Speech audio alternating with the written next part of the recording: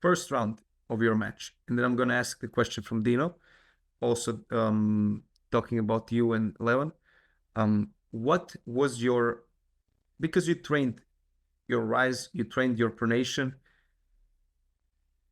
what was your main focus to stop him at the center, and what do you think is the difference between the first round and the second round? Was the difference in you? Was the difference in stretching you out that much? Was the difference in damaging there something in your hand that wasn't there in the second round? What do you think is the difference, and what do you think, what was your main focus in the first round when you stopped him? Here we go. You can hear the noise from this capacity crowd inside the green part as the hands come down. Those micro movements will be everything!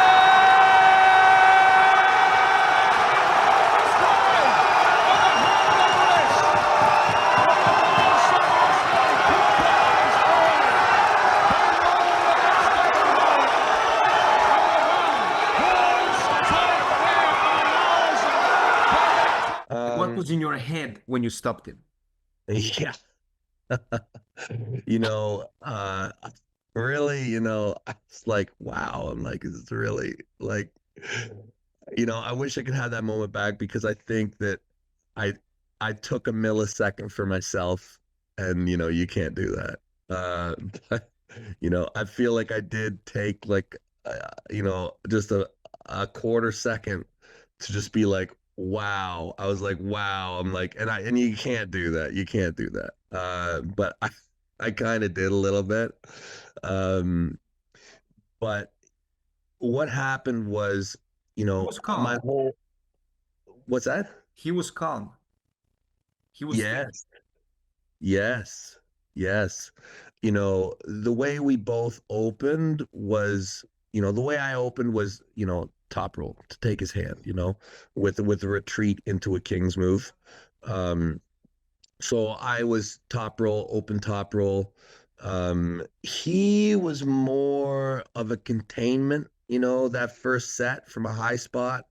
And I was able to find his wrist enough that was able to kind of freeze him up a little bit. Now, I just started to try and get him off balance. We were frozen for a long time where, there's just not really a great option for you. You're kind of maxing out in the best arm wrestling that you can do, and there's not really a lot of space to move. But after, I think it was around 10 or 15 seconds probably, I started to open with offensive development. I wish I had have started that sooner. Not that it maybe would have made a difference, but it's, if you have any kind of initiative, any kind of advantage, you want to continue to kind of keep moving and working. And I was a bit more frozen than I would have liked, but it's a lot to think about. After the first round, I think that Levan recognized that my pronation was a bit of an issue. If there was any kind of an issue, it was my pronation, and he was able to top roll me, with not quite as much of a cup, and he just had the answer. I tell everyone, Levan is just an incredible champion. He's, in my opinion, he's the best we've ever had. He's brilliant. And yeah, I mean, it's an honor to face him. He does everything well. I mean, he makes adjustments. He knows what the answer is. He's disciplined. His strength is top. Yeah, I mean, I presented a small problem the first round, and he figured out what the answer was, and he solved it. So in the second round, he beat you through the rising. Yes. Yeah. Yeah. So he did basically my move back to me. Yeah. You haven't subscribed yet? What are you waiting for? Subscribe and don't miss any of our great content. He's doing the same move basically without a lot of cup. He didn't use a lot of cup, just basically rise and roll, and he just blew through my hand.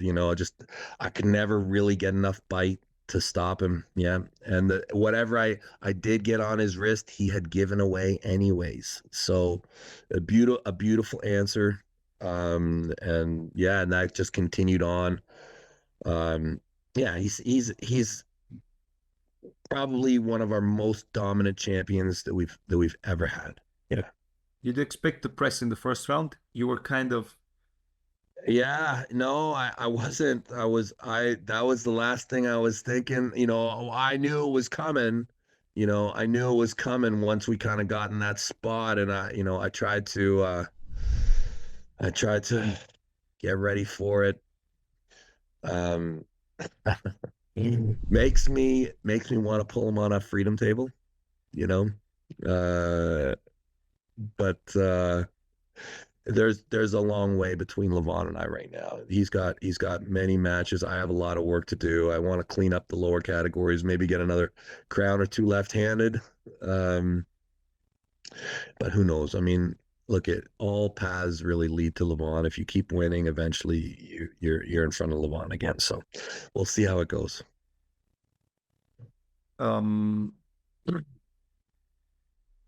Fourth round without the strap. Yeah. You wanted to hook. You wanted to try to do it, and it was yeah, no. Yeah, I knew pretty quick. Yeah, I was like, fuck it, I'll try. I'm like, I have to try. Like, and and right away, everything's wrong. Everything is wrong. Instantly, everything's wrong. And I'm like, okay, let me get out of there. Yeah, that's the thing. I mean, he's very complete. Georgia is so strong. The country of Georgia, it impresses me so much. I mean, their population is what, like 3 million people? Yeah. And it's just world champ, world champ, world champ, world champ. And it's not just in arm wrestling. It's like you meet a random Georgian dude, and there's something genetic with the people of Georgia that's made them super warriors. That was the next question. Do you think that Levan Saginashvili was born to be this unstoppable force in arm wrestling?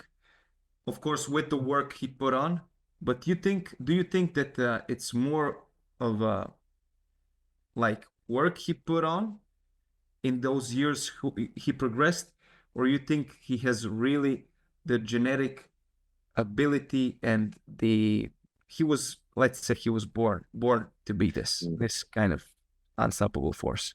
I think it's both things. I think it's both. I think that not many, I think just about anybody could try to be Levan. And you could try for your whole life. And you could try always and every way, and you're not gonna be. You're not gonna be. So I think Levan was born a champion. Like, he was born one, And on top of that, he's done the work. So it's going to be hard. It's going to be hard to beat him. You're talking about a very special guy who's done the work. Yeah. Who's going to beat him? Who's going to beat him? The thing is, people start to think they can beat him. They start to think. And then eventually you face him and you're like, right. It's a memory for me that I'll never lose, because you go through the process, you build yourself up, you're gonna do it. And he's very powerful. He's a very powerful human being. Probably one of our most powerful humans, across all fields. He's a very dominant champion in a sport where it's, there's not a lot of places to hide, and everybody has access to it. And he is an incredibly dominant champion in a sport like this. I mean, he's a special human. He's a special human being. I believe that Michael has the best chance right now.